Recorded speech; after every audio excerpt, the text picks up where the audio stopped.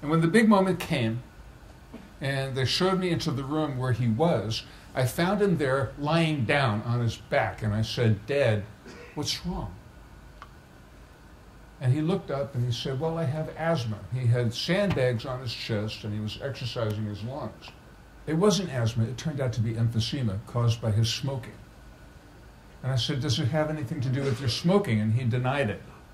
There's R.J. Reynolds saying, denying that the brands that made our family wealthy and powerful were now killing him. I only got to see him about 5 times after that, and every time I saw my father, he was increasingly sick and frail, counting the time that he had left to live. He died when I was 15. That had a lot to do with why I would later, as an adult, turn my back on my heritage and walk away, and why I vowed I would do everything in my power to connect with young people, to empower you to stay tobacco-free or quit smoking or using dip tobacco if you are now addicted, because my dad died from this deadly product, even though it made my family wealthy and powerful. The other reason I do it is because as a Reynolds, I discovered I have a great platform to make a difference on the issue. And when I was invited to speak before Congress, when somebody heard I was anti-smoking, I only agreed to testify, and my testimony got front-page coverage in a lot of newspapers. It was the first time any tobacco company figure in 1986 had ever spoken out against big tobacco.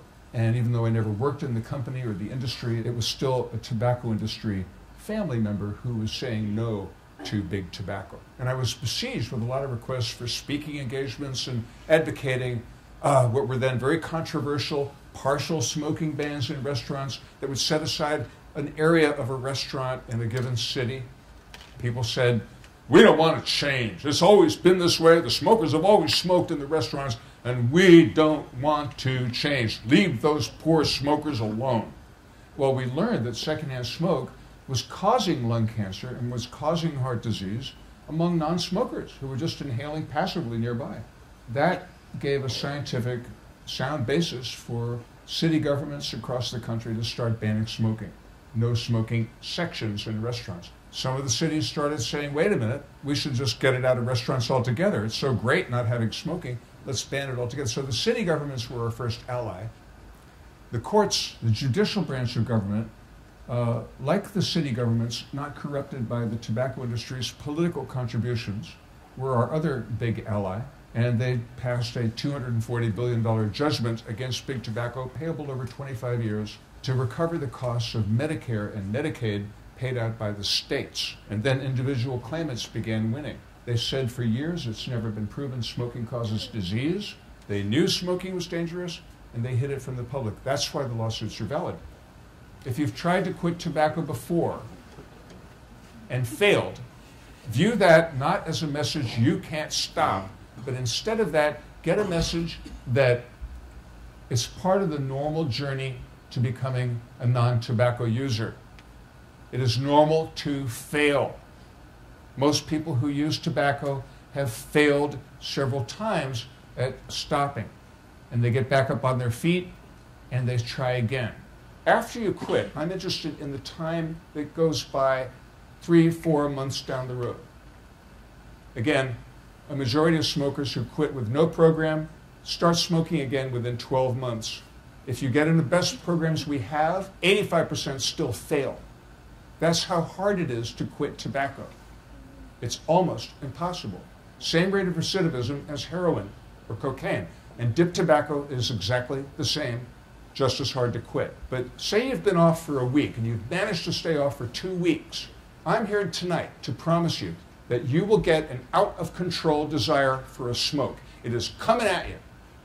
You're going to be out with your buddies, your friends, having a couple of beers or whatever you're allowed to have, and somebody's going to say, "I'm going outside." And your friends will say, "Well, where's Joe going?" "Oh, man, he's going outside for a smoke, man. He smokes." "Oh, no, man, Joe smokes. You're kidding. He's a smoker." And you're there listening to this, and you're thinking, "I'm going outside too." Haven't had a cigarette in 3 months, and you get this out-of-control need, desire for a smoke. Remember 5 words. Hold on for 5 minutes, and the urge will pass. Hold on for 5 minutes and the urge will pass. You can do it. If you do that, you'll stay tobacco free. So with that now, I initiate you into life, and I will close my talk with the promise of the coming tobacco-free society, and it's coming because of you. You guys are the future. You are the reason that we're going to have a tobacco-free society. You are role models for the other students in the school. Remember your responsibility. Help us go tobacco-free. You are the leaders, whether you realize it or not. Your friends and people who watch you copy you. You're all models of ethical leadership for each other and for young kids. Remember your responsibility. And because of you, we will have a tobacco-free society. I believe in you. Thank you very, very much.